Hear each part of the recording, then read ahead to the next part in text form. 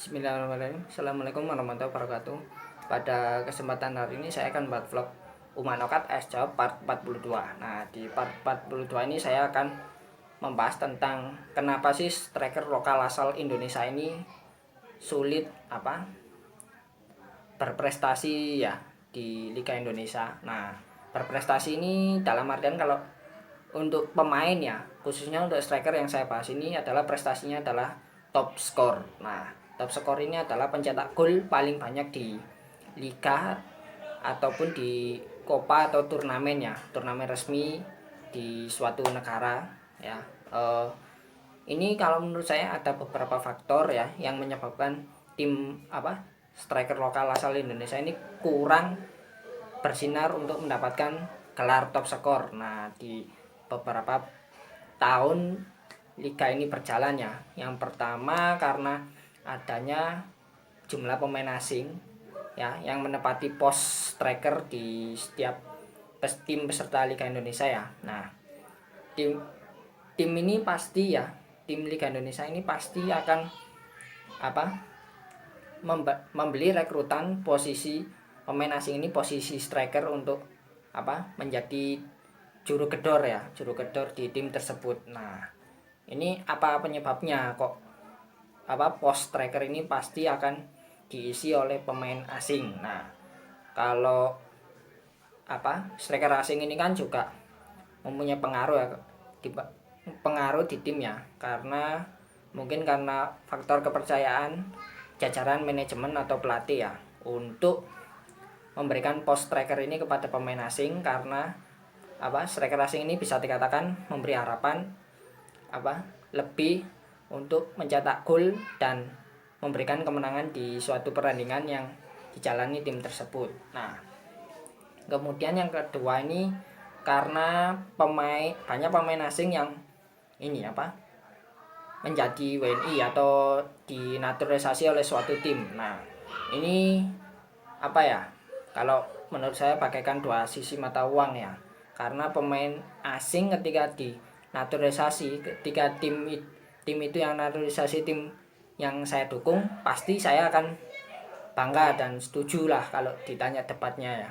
Tapi kalau tim lain, nah ini kadang banyak yang nggak setuju. Nah, ini bagaikan dua sisi mata uang ya. Kalau untuk timnas Indonesia sendiri, pemainnya asing yang sudah dinaturalisasi ini sayangnya ya, kalau menurut saya ini sudah berada di atas usia kepala emas, alias berumur 30 tahun lebih. Nah, saya nggak nyebutkan ya, pasti teman-teman ini tahu ya striker asing yang dinaturalisasi ini siapa saja dan umurnya berapa saja. Nah, ini otomatis kalau striker asing dinaturalisasi ini adalah pasti akan menutup ini kesempatan striker lokal ya, striker asal Indonesia asli yang ingin bermain di timnas Indonesia. Nah, ini sangat disayangkan ya kalau di tim ini pengaruhnya liga ini atau pengaruh di klub tersebut nanti akan berdampak ke timnas Indonesia itu sendiri. Nah, yang ketiga ini mungkin kalau menurut saya ya kurangnya kepercayaan diri pemain Indonesia ya, pemain lokal ketika mendapat bermain di posisi striker. Nah, ini kalau menurut saya kenapa kok bisa seperti ini, mungkin karena banyak pemain lokal ya asal Indonesia ini kurang percaya ketika berposisi sebagai striker, karena mungkin takut kalau jarang main atau kurang mendapatkan kesempatan bermain ya di tim yang dia bela. Nah, kalau menurut saya seperti itu, makanya kok akhir-akhir ini jarang ya muncul orbit striker asli Indonesia, baik ini di jenjang klub kasta pertama, klub kasta kedua, klub kasta pertama ya. Kalau klub kasta kedua ini sudah tidak ada pemain asing. Nah, kalau kasta kedua ini ada pemain asing juga, striker lokal ini juga jarang ya ada yang bersinar di kasta kedua sepak bola Indonesia. Nah, kemudian kalau ini berdampak kepada pemain-pemain yang berada di kelompok umur. Nah, ini baik kelompok umur 19, 16, kemudian di umur 22. Nah, ini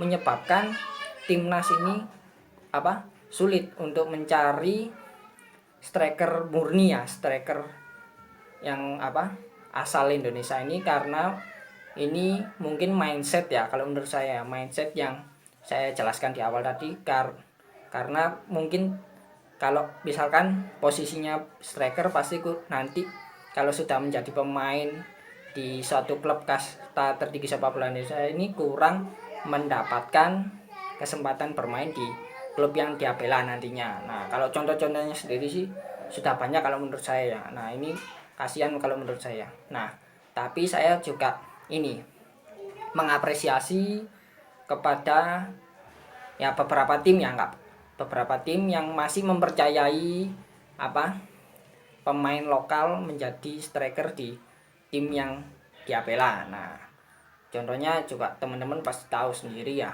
ada beberapa tim yang masih mempercayai ini striker lokal. Nah, tetapi kebanyakan striker lokal ini juga berada di atas usia emas ataupun di ujung usia emas. Nah, ini kalau striker-striker lokal ini semoga ya di tahun-tahun berikutnya ini semoga ada striker lokal yang masih berusia emas, semoga bisa berprestasi di sepak bola Indonesia untuk menjadi top skor. Amin. Nah, ini juga istilahnya ada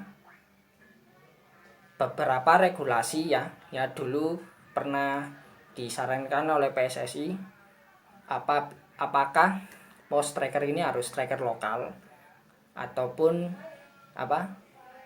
untuk pemain asing ini nggak boleh mengisi posisi striker. Nah, ini peraturan ini juga pernah mau diterapkan oleh PSSI selaku operator sepak bola Liga Indonesia ya pada sekitar tahun 2017-an. Namun akhirnya keputusan ini tidak jadi direalisasikan oleh PSSI selaku induk organisasi sepak bola Indonesia, karena kalau menurut saya ya kalau nggak ada striker asing ini juga pasti liga ini nggak rame, nggak seru ya kalau kita lihatnya dari kacamata awam ya, baik itu menonton pertandingan itu langsung ataupun menonton pertandingan di televisi. Nah, ini juga pernah diterapkan di Liga Malaysia yang saya tahu, saya lupa tahunnya ya, pokoknya sekitar tahun 2010-an ini nggak ada pemain asing. Jadi kasta tertinggi sepak bola Liga Malaysia ini nggak ada pemain asing. Nah, setelah beberapa tahun diterapkan ini, Liga Malaysia ini ratingnya turun waktu itu. Kemudian akhirnya keputusan untuk merekrut pemain asing ini diadakan lagi. Nah, setelah diadakan ini akhirnya Liga Malaysia ini ratingnya kembali naik. Nah, ini sudah ya kalau saya membahas tentang striker lokal ini, striker asal Indonesia ini kenapa kurang bersinar untuk berprestasi dalam artian menjadi top skor di Liga Indonesia ataupun di turnamen Copa ataupun Piala. Nah, demikian ya vlog saya kali ini. Terima kasih. Assalamualaikum warahmatullahi wabarakatuh.